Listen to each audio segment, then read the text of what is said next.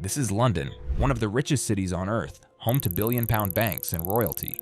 But if London were a country, it'd be the 26th largest economy in the world. And yet, over 170,000 people here have no place to live.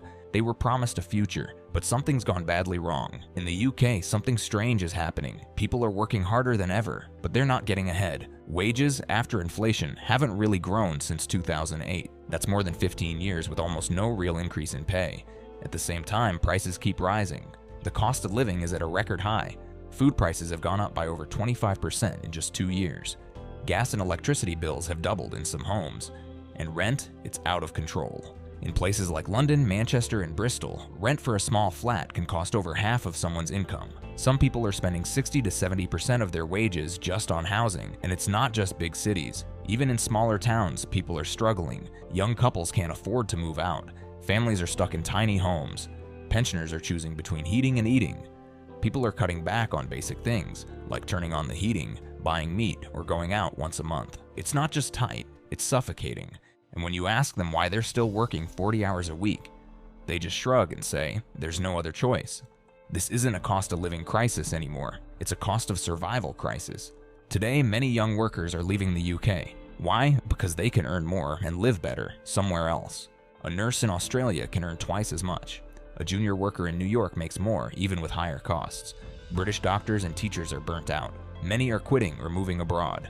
The NHS is short-staffed. Hospitals are under pressure. Patients wait hours, sometimes days, for help. And here's something even more shocking. In 2007, the average UK family was 8% worse off than families in France or Germany. Today, that gap has grown to 20%. If things don't change, Polish families could be better off than British ones in a few years. In fact, the poorest people in the UK now live worse than the poorest people in Slovenia. This is not just about money. It's about quality of life and how it feels to live in your own country.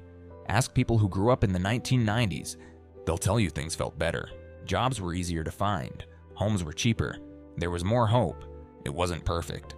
But people believed the future would be brighter. Today, that feeling is gone. Many now believe the UK's best days are behind it. The UK didn't lose a war. It didn't suffer a natural disaster. But somehow it's losing its people. More and more British citizens are packing up and leaving for good. In 2022 alone, over 550,000 people emigrated. That's the highest number in decades. But why? It's not just about earning more, it's about feeling stuck, feeling tired, feeling like the country doesn't care anymore. They're not running toward luxury, they're running from burnout, from broken systems, from leaders who talk about change but never deliver. At the same time, immigration into the UK is hitting record highs, but most of these workers are taking low-paid jobs. That's not a problem on its own, but it creates a gap, because while skilled Brits are leaving, the people coming in often don't fill the same roles. As a result, hospitals remain short-staffed, schools can't find enough teachers, skilled trades are vanishing. A 2015 report by Oxford Economics warned about this exact trend, that the UK was losing more skilled workers than it was gaining. So what happens next? If this continues, the country will have fewer doctors, fewer engineers, fewer innovators, and the services people rely on, health, education, safety, will suffer. But it doesn't have to be this way. Other countries are solving these problems. Germany raised teacher pay. Australia offers better work-life balance for nurses. Poland has doubled its infrastructure spending to keep young talent at home. So the question is, if they can fix it, why can't Britain?